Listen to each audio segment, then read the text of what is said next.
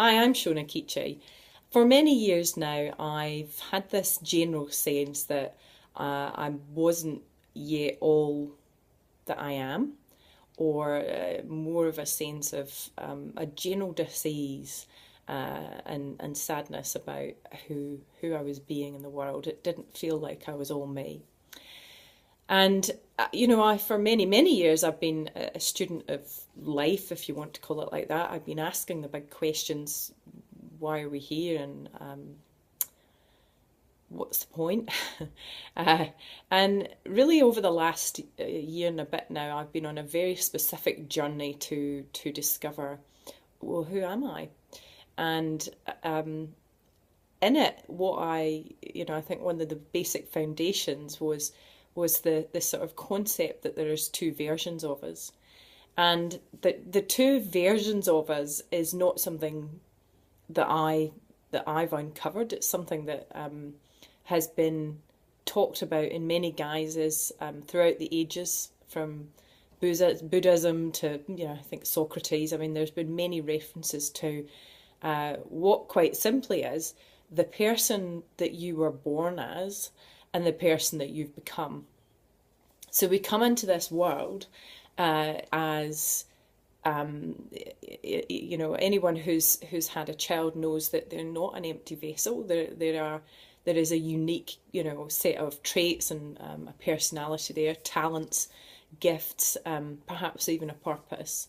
And yet, despite the obviousness of that, time and again we treat children as if they're empty vessels.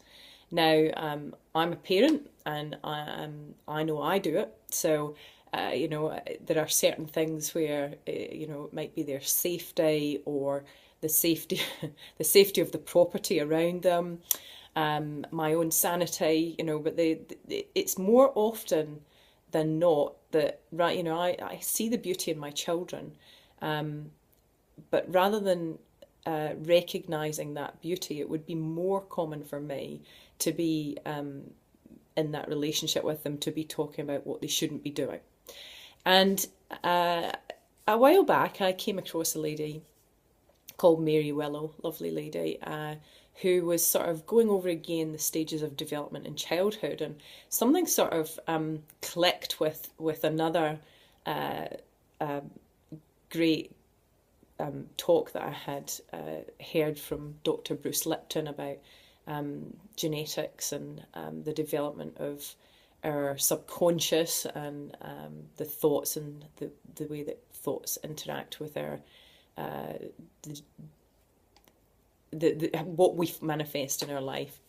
And it was very interesting that the Mary Willow talked about how you in your first 7 years of life, what you are told, or what you get told mentally, is not something that you process very well at all.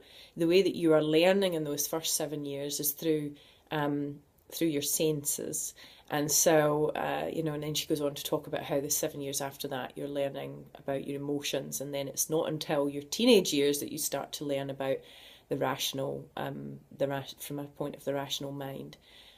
Which kind of seems a bit of a contradiction for those of us who know teenagers or remember our teenage years, but that's the beginnings of when you sort of begin to mentally process things, and that's why you sort of begin to consciously remember things from your teenage years as opposed to the years before that. Before that, it's all a bit of a blur, and yet, as Dr. Bruce Lipton pointed out, the first 7 years of your life are where your subconscious is being developed. And that subconscious is a magnet for all other thoughts throughout your life. And, in our day, in our heads, there's over 70%, no, 90% of our thoughts every day are coming from our subconscious, and we're completely unaware of them. They're just rerunning old tapes. And that's quite scary, because when you start to delve into what's in your subconscious, you realise that a lot of the tapes that you're playing are not helping you. And you can't get rid of them. You can't erase old tapes. You can only write stronger ones. So, I mean, I'll give you an example that Mary Willow shared with us, which made a huge amount of sense to me. she was talking about a really common example where you're trying to keep children safe near roads. If you're walking along the road and you're quite relaxed, you're walking along the pavement beside the road, and then you sort of coming up to a junction, your body language tenses. You are reaching for your children's hands. At the same time, you might be giving some instructions about not going near the road. It might be that one child rushes off towards the road and you sort of leap towards them, screaming and yelling, and then start saying things like, don't do that again, you gave mum a fright. Of all of that, what the child remembers is the tension in your body, and how it felt to them. And so a lot of what, I think about the experience with my own children, as I say, I see this beauty flowing in them all the time. They're just in the moment, and the happiness on their faces, and the amount of resistance I reduce into their lives, I've become acutely aware of. I mean, as I said in this week's article, it might be as simple as I get annoyed with them because they're yet again pulling the tie off of the dressing gown, because in their fantastic imagination they want to use this as a lasso or a bridle for a horse, or something like that. And I've become a bit easier about those things, because I realise that actually creating some kind of resistance in the flow of their beauty is just creating subconscious memories for them of a lack of worthiness, a lack of worthiness of being.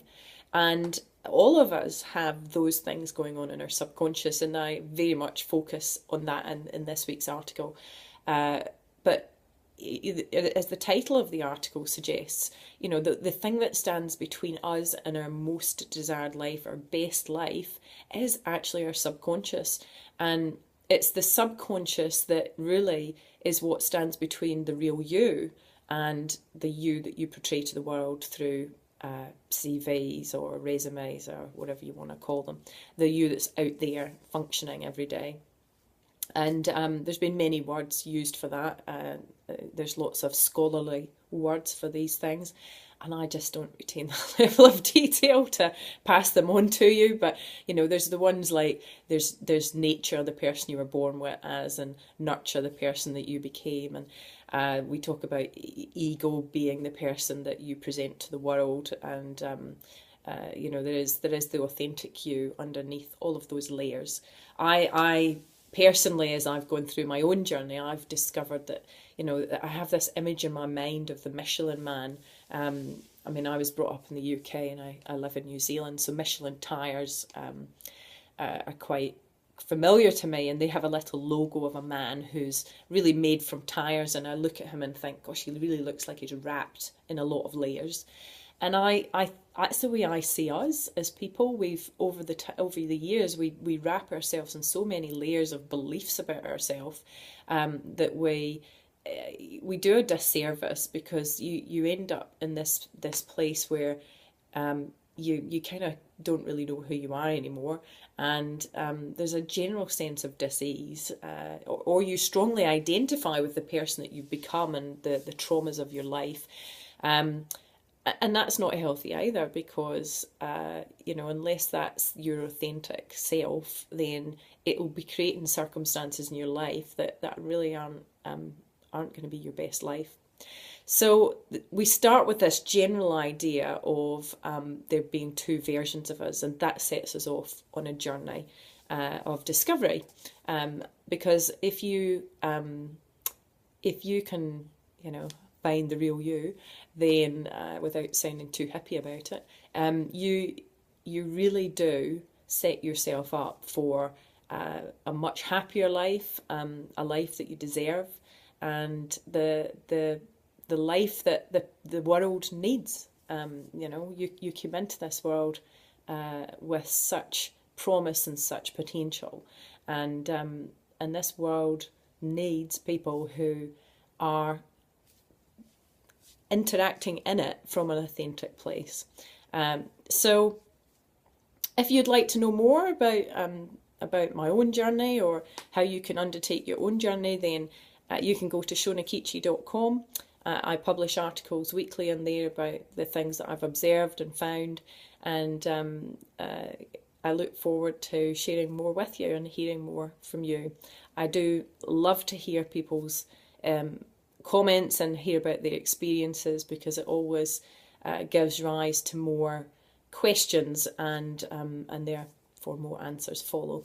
So I enjoyed sharing with you, and have a great day.